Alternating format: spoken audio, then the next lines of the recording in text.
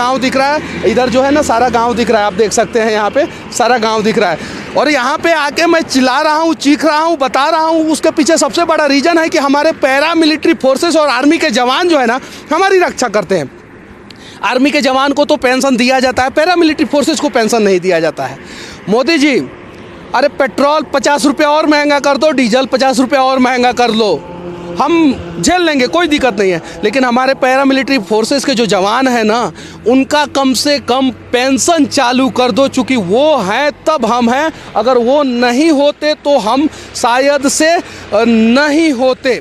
तो उनका पेंशन चालू करना ज़रूरी है पैरामिलिट्री फोर्सेस का। और इस रास्ते पे जब मैं इन किया तो वहाँ पे सीआरपीएफ के जवान थे, पैरामिलिट्री फोर्सेस के जवान थे, और जहाँ तक मैं जाऊँगा रास्ते के दोनों साइड जो है ना वो पैरामिलिट्री फोर्सेस के ही जवान हैं। तो शहीद तो दोनों होते हैं, आर्मी वाले भी। मेरे पिताजी आर्मी में हैं, मेरे बड़े पापा आर्मी में थे, मेरे बाबा जी आर्मी में थे। मेरे घर से कोई पैरामिलिट्री में नहीं है, लेकिन फिर भी मैं जानता हूँ, मेरे पिताजी भी बताए थे कि पैरामिलिट्री फोर्सेस का ड्यूटी जो है हम लोगों से कम कॉम्प्लिकेटेड नहीं होता है, हम ही लोगों जैसा होता है।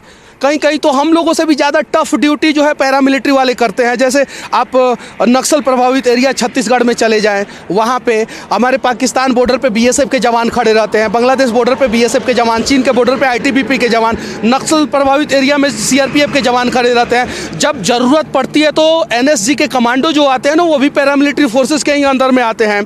जहाँ पे कोई नहीं मदद करने को आता है वहाँ पे एनएसजी कमांडो, असम राइफल और भी बहुत सारे एसएसबी वाले जो नेपाल बॉर्डर पे हैं, तो यार वो भी हमारे देश के जवान हैं। उनके साथ जो है ना ये भेदभाव कैसे? दुनिया का इकलौता देश भारत है ना जहाँ पे आर्मी और पैरामिलिट्री फोर्सेस के साथ भेदभाव किया जाता है।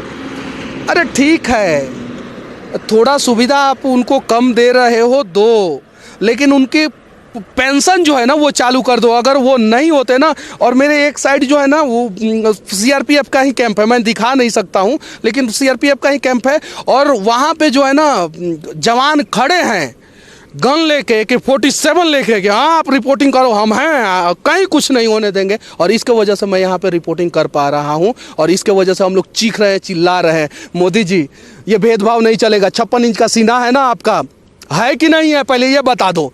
अगर जितने भी मोदी के समर्थक हैं ना, कमेंट करो आप लोग और बताओ है कि नहीं है 56 इंच का सीना। अगर है ना तो 56 इंच के सीना वाले से इस वीडियो को टैग करो। शेयर करने के दौरान जो है ना सीधे @NarendraModi लगाओ, टैग होगा उनसे और वहाँ तक